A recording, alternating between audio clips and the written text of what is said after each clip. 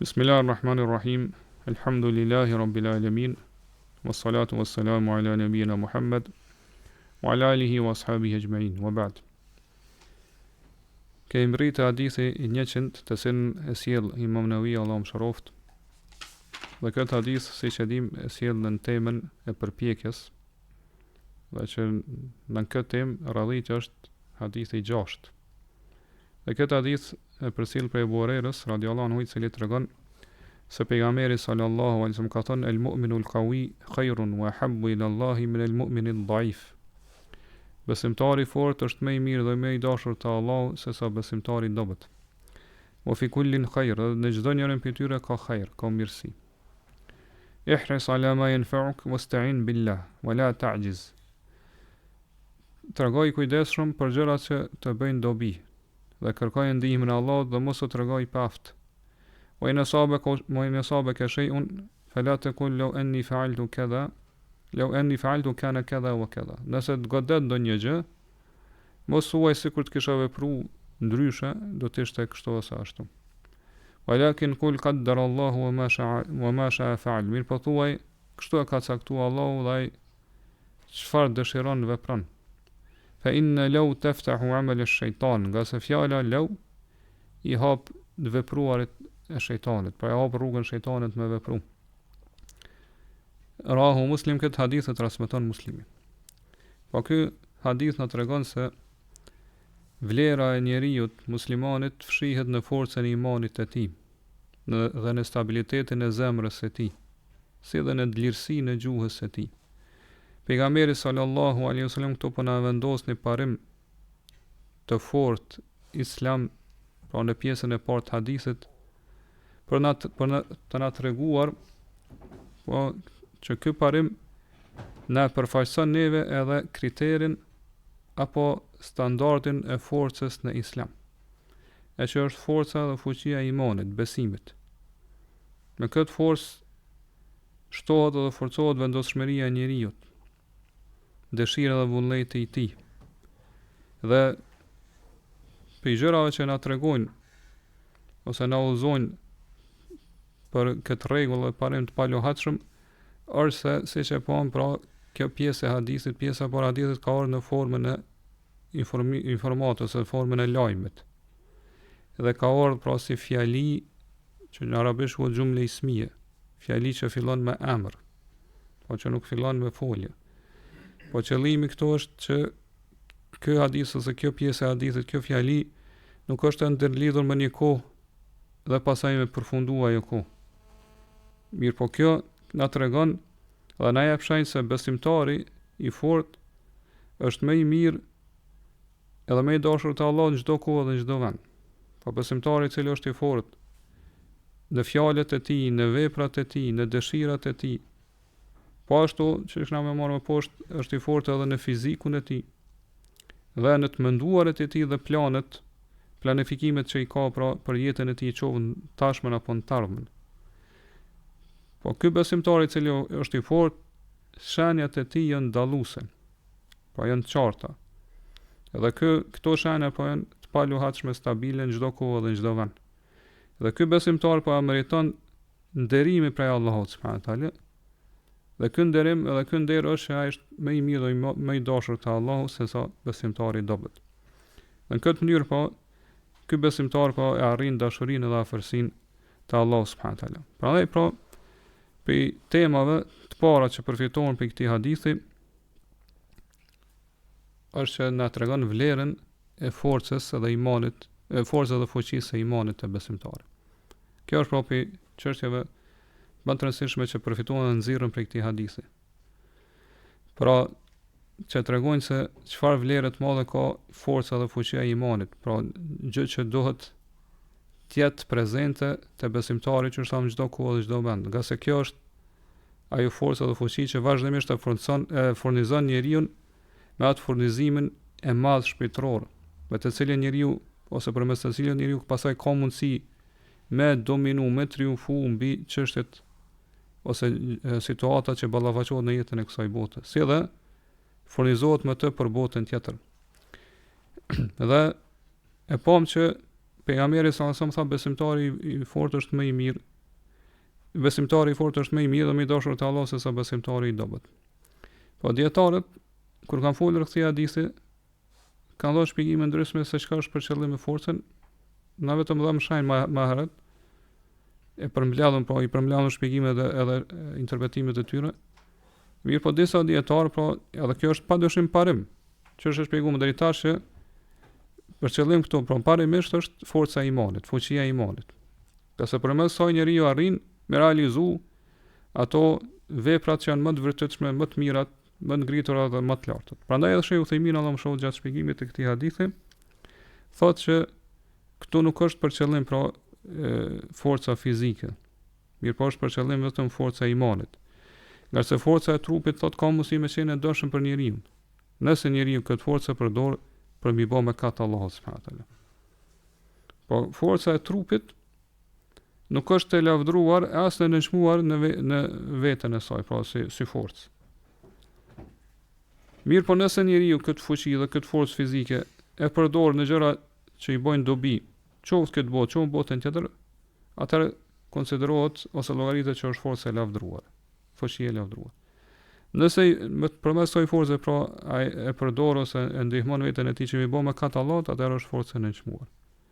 Mirë, po thotë pejgamberi po thotë el mu'minul qawi, po besimtari i fortë. Pra e ka për qëllim forcën e imanit. Nga se forca këtu fuqia po kthehet te përshkrimi i parë, e që është imani, besimtari i fortë. Sikur kur thuhet ar-rajulul qawi, burri i fortë, po ashtu i fortë për shkak burrërisë së tij, për shkak se është burr. Ngjaj shumë edhe për besimtarin, po besimtari i fortë për shkak imanit të tij ose në imanin e tij.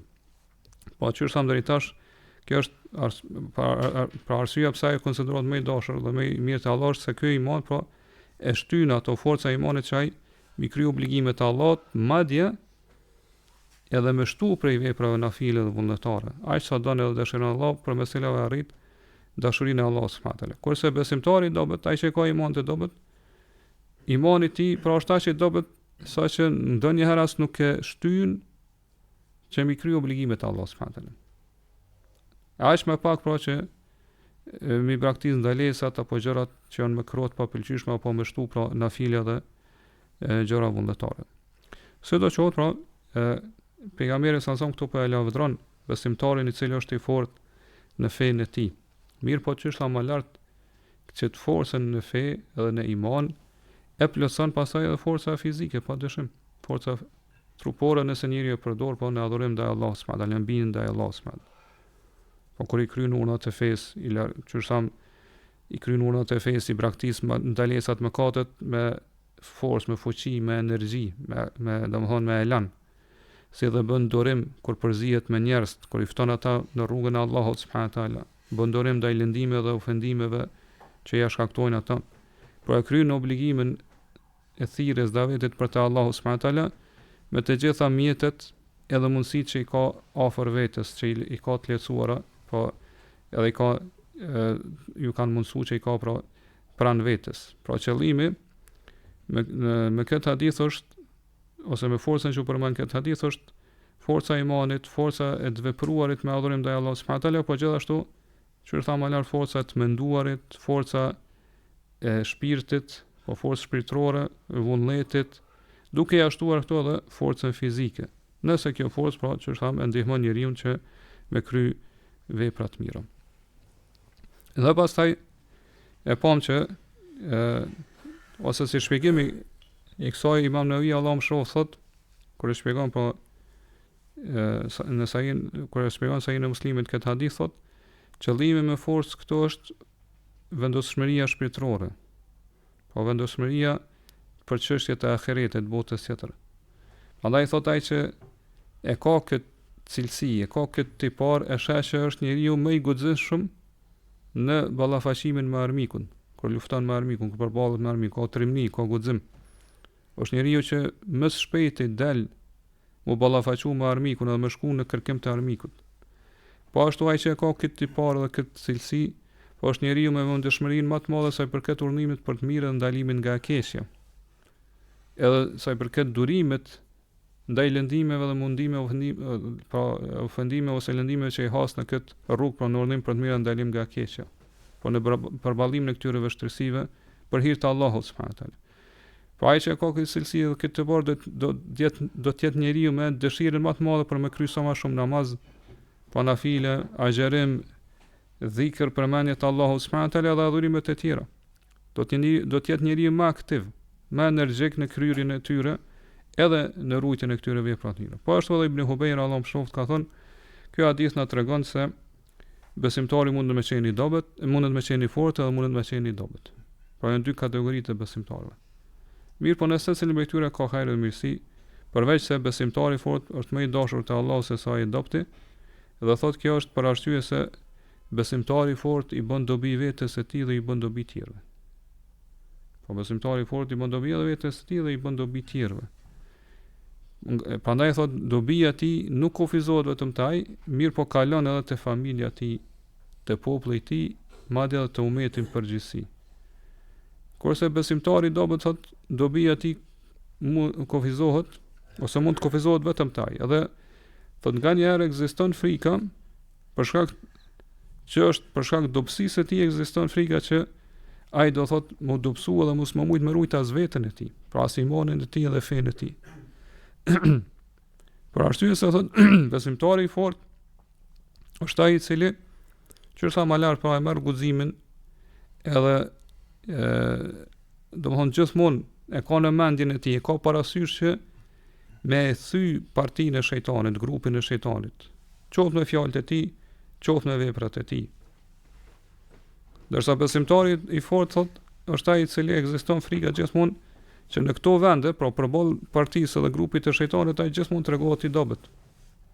Ose ekziston frika që mu tregoj i dobët në ballafaqinë dhe përballjen me ta. Edhe më keq sot ky shkon deri aty saqë pra e dëmton edhe thyn edhe vet grupin ose partinë e të vërtetës, grupin e të vërtetës. Pra ata që janë domthon grup ose pasuesi thar të vërtetës. Pra forca në iman thotë është që njeriu me vepru me obligime detyrat fetare në vendin ku kërkohet, po gjithashtu mos më tregu i paguxishëm me vepru me lehtësimet e fesë ku kërkohen prej tij, pra mbi praktiku lehtësimet e fesë. Gjithashtu thotë nëse është njeri që Allah subhanahu taala i ka dhënë përgjegjësi, udhëheqësi, përgjegjësi mbi muslimanët e tjerë, po ai që është besimtar, po që ka besimtar i fortë që ka fuqinë e imanit të tij, është që nuk i lën muslimanët e tij, nuk i lën muslimanët për ata që në udhëheqësinë e tij mi dal prej dorës. Po mi janë shkalu, mirë po mundohet me rujt fenë e tyre, mundohet pra tregohet i kujdesshëm, i interesuar për çështjet e tyre, qofshin meshkuj apo femra, qofshin dietar apo të padijshëm, por gjithmonë për shkak pozitës që ka, përgjegjësisë që ka dhënë Allah subhanahu taala, tregon interesim pra që mi rregullu çështjet e masave të gjera, pra muslimanëve në përgjithësi. Edhe i den thotë edhe pastaj edhe ato sekretet e atyre që janë pa më të veçantë, që janë për dietarëve, do të që ka afër vetes, do të thënë si e kështu me radhë. E nëse nuk është për atyre që Allah subhanahu taala pra i ka dhënë përgjegjësi ose i ka dhënë udhëheqësi pra mbi të tjerët, atëherë thotë kë mundohet që çdo kush i cili ka aftësi, ka zgjuarsi, edhe që e meriton ta ketë këtë pozitë, thotë ai ja propozon këto. Ja rekomandon që ti më marr udhëheqësinë, ti më qenë pra udhëheqësi musliman. Ndërsa thotë sa i përket besimtarit të dobët, thotë ai është vepron në kundërt të këtyre që u përmendën më lart. Madje thotë ai nganjëherë bindet që mu dorëzohet edhe vet, pra me heq dorë edhe vet dorëzohet pra për shkak të dobësisë që ka. Për këtë arsye, po e shohim që besimtari i fortë gjithmonë ka ambicie të lartë, ka vendosmëri pra të paluhatshme, të fortë, shpejton edhe ngutet shumë në veprimin e veprave të mira. Pra edhe në ato situatat më të rëndësishme, më të rrezikshme, është ai domethënë i cili gjithmonë i paraprin tjerëve. Gjithmonë i takon atij, si shprehen pra arabët ajo dora më e lartë, pjesa domethënë ose vendi më i lartë gjithmonë është i pari i tjerëve. Siç tregohet pra në atë që transmetohet që ka vepruar Bilal ibn Rabah radiallahu anhu. Ibn Mesudi thotë të parët që kanë shfaqur islamin kanë qenë 7. po i dërguari Allahut Abu Bekri, Amari, nëna e tij Sumeja, Suhejbi, Bilali edhe Migdadi. Tasoj për këtë dërguari të Allahut, Allah ka mbrojt pi popullit të tij, pra përmes agjes së tij Abu Talibit. Soi për këtë Abu Bekrit, Allah ka mbrojt me fisin e tij, me popullin e tij.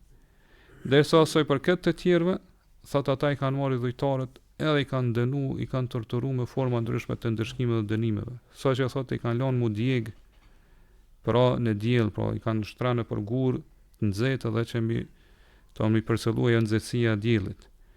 Mirë po thot secili prej tyre ja u ka dhënë i dhujtarat që kanë kërku. Po secili prej tyre nuk ka mujt mi përballu këto tortura.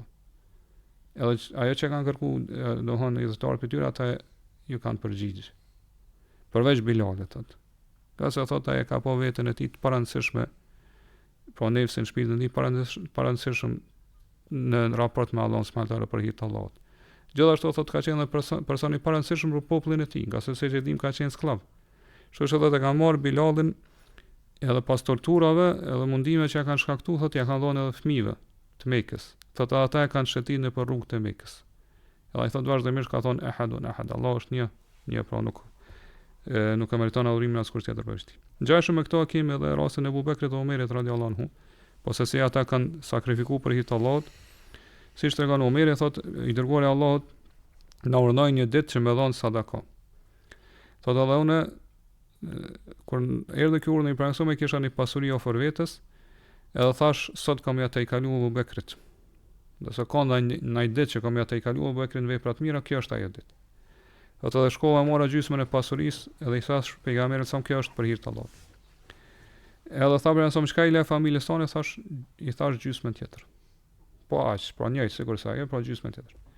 Mirë po thotë Abu Bekri erdhi dhe solli këtë pasurinë e tij. Edhe pejgamberi më tha çka i le familjes tonë, tha ja lash Allahun edhe pejgamberin. Dhe këto tha Abu Bekri i thash, po ose i ka thonë direkt ose në veten e tij, kur më ty më nuk ka më garu, pas mundu me ta të i kalu ti. Si do qovë hoke hadithi pejgamberit sa ose përveç këtyre që i përmendën më lart, pra siç e përmend dietari i njohur Abdulrahman Sedi, thotë ky hadith tregon se imani përfshin çështjet e besimit që janë në zemër dhe i përfshin veprat edhe fjalët edhe veprat. Siç është edhe mëdhëbi edhe besimi e Ahlus Sunnetit, drejtimi i Ahlus Sunnetit rreth imanit. Nga se imani është 78 ca deg, që ka thonë në hadithin për Jezusin, dega më e lartë është fjala la ilaha illallah, ndërsa më e ulët është me largu një pengesë prej rrugës, edhe turpi është pjesë e imanit. Është dega e imanit. Këto degë të imanit thot kthehen te veprat e brendshme të zemrës apo veprat e jashtme. Do të gjitha janë për imanit.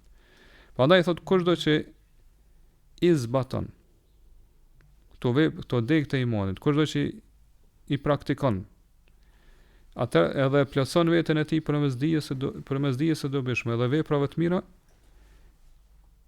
edhe plotson veten e tij përmes dijes së dobishme dhe veprave të mira, dhe i plotson të tjerët, duke i porositur për të vërtetën, edhe duke i porositur për durim, po siç ka ardhur në surën Nasr.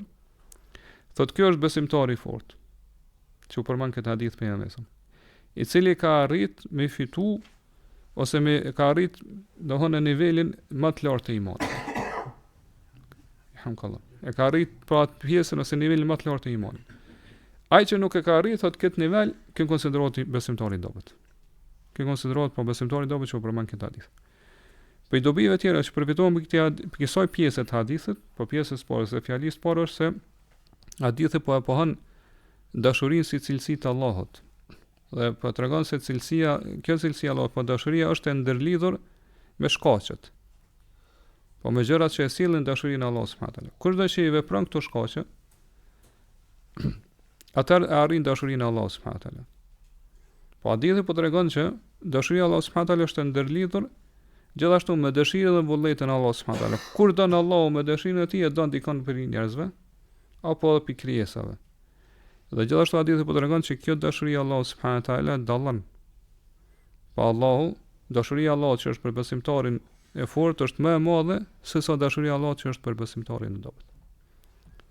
Edhe gjithashtu hadithi na tregon për një çështje që është e njohur te ata që njihen si ehlul balaga, po ata që merren me elokuencën e gjuhës arabe, dietarët e elokuencës, që tregon për atë që quhet ihtiraz, pra si një formë e ruajtjes ose masës që domthon gjatë folurit njeriu pra me marrë një masë parandaluese ose një masë me cilin e ruan kuptimin e fjalëve të tij. E kjo është kur i krahason mes dy gjërave. Pra kur njeriu flet diçka me një fjalë që dikush mundet me hamendsu që me hamendsu, pa për fjalët e tij në kuptimin, domethënë që ai nuk e ka për qëllim. Atëherë ja sjell një fjali shtesë ose një pjesë shtesë të fjalëve të tij, por më sqaruar se cili ka qenë qëllimi i fjalëve të tij, po me përcaktuar qëllimin e fjalëve të tij. Për këtë arsye, pra dietari Abdulrahman Sedi Allahu shoh thot, kur pejgamberi me krahasoi besimtarin e dobët, besimtarin në formë me besimtarin e dobët, po u friksua që dikush mos pa mendson që kjo është pastaj akuzë për besimtarin e dobët. Është një lloj akuze për to, domthonë për besimtarin e dobët që është më pak i vlefshëm, ko që nuk ka kur faj hajrin to, nuk ka kur far mirësinë atë. Por për sa më doshin me tregu që edhe në të besimtari i dobët ka mirësi dhe ka hajër. Dhe pa dyshim pra është më i mirë se sa jo besimtari. Për këtë arsye tha, wa fi kullin khair, dhe çdo njërin prej tyre ka hajër. Për shkak se edhe besimtari i fortë edhe i dobët po marrin pjesë në bazën e imanit, në origjinën e imanit. Duke ashtu këto dhe faktin që besimtari sado që është i dobët, ai ka adhurime, ka ibadete, po ka hajër në të. Prandaj pra në çit meselën që çështja që quhet ihtiras, mos rujtse, ka dobi shumë të madhe. Po çdo herë që njeriu bën krahasim mes persona, mes individëve ose llojeve të njerëzve ose veprave, edhe përmend pra atë aspektin pse ky është më i vlefshëm se sa tjetri, po e përmend formën ose mënyrën ose aspektin pse është më i vlefshëm, duhet gjithmonë pra më qenë i kujdesshëm u rujt që me përmend pasaj edhe vlerën që është e përbashkët mes këtyre dy personave që po krahason. Mes atij që është më i vlefshëm, atij që është më pak i vlefshëm. Mënyrë që njerëzit mos më shkojnë në mendje, mos më mendu që kë në këtë rast me këtë krahasim po e nënçmon ose në vlerëson ose po e akuzon këto që është më pak i vlefshëm. Kjo nga një aspekt, edhe nga aspekti tjetër është edhe kur përmenden fazat apo nivelet e sherrit, të keqes apo njerëzve të këqij. Po kur përmend krahasim mes tyre ose dallim mes tyre. Edhe në këtë rast është mirë me përmend pra atë pjesën e përbashkët që është mes tyre, po që është pjesa e përbashkët qoftë për shkaqeve të hajrit që i kanë ata ose të sherrit. E këto e hasim shpesh edhe në Kur'an dhe në Sunet e pejgamberit sallallahu alajhi wasallam. Përveç këtij hadithi, po e hasim edhe në Kur'an. Për shembull Allah subhanahu wa taala thot: "La yastawi minkum man anfaqa min qabli al-fath wa qatal. Ulaika a'zamu darajatan min alladhina anfaqu min ba'du wa qatalu." Nuk janë të barabartë në mesin e ju ata që kanë dhënë për hir të Allahut, kanë shpenzuar për hir të Allahut para se më arrit çlirimi, por për qëllim është marrëveshja e Hudejbijës. Këta kanë shkallë edhe nivele më të larta te Allahu se sa ata që kanë shpenzuar pi pasurisë së tyre pas saj marrëveshje. Edhe kanë luftuar. Po ata që kanë dhënë edhe kanë luftuar para marrëveshjes janë më të mirë, kanë shkallë më të larta te Allahu se sa ata që kanë shpenzuar pi pasurisë së tyre kanë luftuar pas saj marrëveshje. Prandaj kur dikush këtu kur ka me lezu këtë pjesë të jetës mendon se Allahu në këtë rast po është një farë lloj akuze për këta që kanë shpenzuar ose një lloj kritike për këta që kanë shpenzuar pas marrëveshjes. Allahu po e përdor çet metodën ose stilin e gjuhës arabe, po thotë wa kullu wa'ada Allahu al-husna, mirë po secili prej tyre Allahu ja ka premtuar xhenit më të mirë. Po edhe pse këta janë aty, të gjithë janë me lejen e Allahut pe banorëve të xhenetit. Po ashtu Allah thot wa Dawud wa Sulejman idh yahkumani fil harthi idh nafashat fihi ghanamul qawmi wa kunna li hukmihim shahidin. Thot kujtoi Dawudun dhe Sulejmanin kur ata gjykuan por ato kafshët që kanë ardhur dhe kanë kullot në domethënë kafshët delet e një fis ose një populli kanë ardhur dhe kanë hyrë në kullotat e huaja, domethënë kullotat e tjerëve. Thot edhe kanë gjykuar, thot edhe ne ishim dëshmitar të gjykimit të tyre. Thot fa fahamnaha Sulejman, dhe ja mundsua me kuptu gjykimin e drejtë në këtë meselë Sulejmanit. Do Sulejmani biri i Davudit. Dikush prej kësaj mund me kuptu që Davudi është nën Sulejmani, Sulejmani është më i ngritur, është një lloj akuze ose kështu më radh po për Davudin. Allah thot wa kullan atayna hukman wa ilman. Mirë, po secili prej tyre ja kemi dhënë gjykimin e drejtë edhe dijen. Po më pas dijen, njohuri dhe gjykim të drejtë. Po ashtu Allahu thot la yastawi al-qa'iduna min al-mu'minina ghayru ulil darari wal mujahiduna fi sabilillahi bi amwalihim wa anfusihim. Nuk janë të barabartë ata besimtarë që rrinë edhe nuk dalin me luftu në rrugën e Allahut, nëse nuk kanë smut. Po nëse nuk kanë arsye fetare, me ata të cilët luftojnë në rrugën e Allahut me pasurinë dhe veten e tyre. Faddala Allahu al-mujahidina bi amwalihim wa anfusihim 'ala al-qa'idina daraja. Allah i ka ngrit, i ka dallu ata që luftojnë në rrugën e Allahut me pasurinë edhe veten e tyre mbi ata që rrinë. Po i ka ngrit, i ka lartësu. Shkallë më të larta. Mirë po çfarë Allah wa kullun wa'ada Allahu al-husna. Mirë po gjithve Allah ja ka premtuar më të mirën, pra shpërblimin e Allahut subhanahu wa taala edhe xhenetin prej Allahut. Gjithashtu për dobive tjera që përfitojnë për këtij hadithi është se ky hadith po na tregon që besimtarët dallojnë në imanin e tyre, edhe sa që sa më lart të gjithë marrin pjesë në bazën ose origjinën e imanit. Edhe qërsa më lart po tregon se imani është fjalë dhe vepër, shtohet me adhurim dhe paksohet me mëkate. Për këtë arsye besimtari duhet mu mundu, mu përpjek shumë, dhe kjo ndërlidhet me temën, po që me arrit në shkallën e besimtarëve të fortë, besimtarët që kanë plotësuar imanin e tyre. Duhet mu përpjek shumë. Ka se ky besimtar është më i dashur dhe më i mirë te Allahu subhanahu wa taala se sa ata që nuk e kanë arrit këtë nivel. Pra hadithi po na nxithet, po na inkurajon që gjithashtu që besimtari me bë bashkë mes forcës së imanit dhe forcës fizike, nëse ka mundësi me bë bashkë mes dyjave. Edhe që sa më lart forcës të menduarit, forcës vullnetit, dëshirës, pa forcës shpirtërore, kështu më radhë. Gjitha forcat më mundu me i bë bashkë. Edhe hadithi po ashtu po na tregon që forca dhe dobësia te njeriu kthehet në varësi se sa e lufton veten e tij, nefsën e tij, se sa ai përpiqet edhe mundohet pra edhe i ruan adhurimin dhe binjen ndaj Allahut subhanahu wa taala. Po se sa ai mundohet me u bë dobi vetes së tij, edhe me u bë dobi tjerëve. Po ashtu me largu sherrën të keqen për vetes së tij dhe me largu sherrën edhe dëmin prej tjerëve. Po kjo forca dobësia, kjo është ai që është ai kriteri ose ai që e dallon se sa njeriu është pra i fortë, po aq sa më shumë që përpiqet në këtë aspekt, po është më i mirë dhe më i dashur te Allahu dhe më besimtari më i fortë se sa tjetri. Dhe pas shpjegimit e kësaj pjese të hadithit, pjesës së parë të hadithit, në pjesën e dytë të hadithit ose fjalinë e dytë, pejgamberi sallallahu alaihi wasallam prej hadithit ose pjesës së hadithit që ka ardhur në formën e njoftimit ose lajmit, pejgamberi sallallahu alaihi wasallam po flet po e kthan tar stilin ose metodën e urdhnit. Gjithashtu po sjell shpjegom kur e lexuam hadith fillim fjali që janë kushtore, të cilat ka kusht edhe çështje që vijnë si pjesë si çështje të kushzuara. Po sigur këto dikush mundet me pyetë dhe me thonë çysh mundet njeriu, si mundet njeriu me arrit çet forcë të imanit në jetën e tij. Edhe po vjen përgjigja pe pejgamberit sallallahu alajhi wasallam, po përgjigje e cila është e ndryshuar ose cila realisht po hedh dritë mbi menhexhin metodologjinë e saktë islame se si njeriu pra me arrit forcën e imanit, se si me kon besimtar i fortë. Po këtu pejgamberi sallallahu alajhi wasallam neve po na ofron disa rregulla fetare, po të lehtësuara pe gjuhës së tij, rregulla dhe parime që ata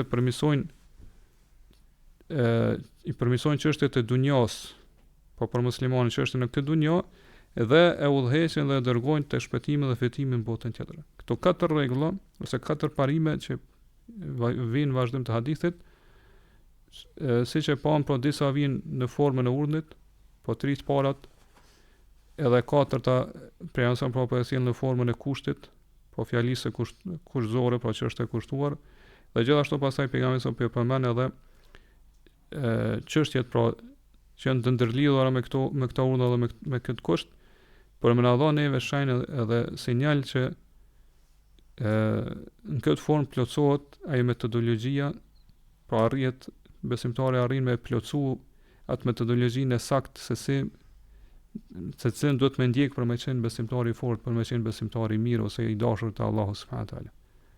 Edhe rregulla e parë që po na sjell këtu pejgamberi sallallahu alajhi wasallam, pra kuptimet edhe vlerëtimet e tij po burojnë për kësaj fjalie ku po thotë ihris ala ma yanfa'uk, kështoj kujdes gjërave që të bojnë dobi. Po fjali shumë e shkurtër. Mirë po është fjali e cila i përfshin ato burimet e forcës dhe fuqisë. Po burimet për nga rrjedh forca dhe fuqia. Po ti do të më tregu i kujdesshëm, po me kërku atë që të bën dobi, duke qenë i vetëdijshëm, duke pas dije dhe njohuri dhe përvojë, dhe duke marrë të gjitha shkaqet, mjetet fetare, edhe të diturisë, të përvojës që thamë, për me arrit me realizu këtë dobi të përgjithshme.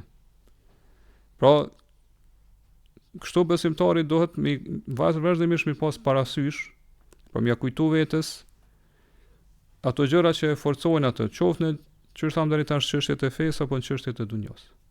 Mirë, po njëkohësisht nuk do të më tregu neglizhent edhe në të vepruarit, po me vepruar në këtë drejtim.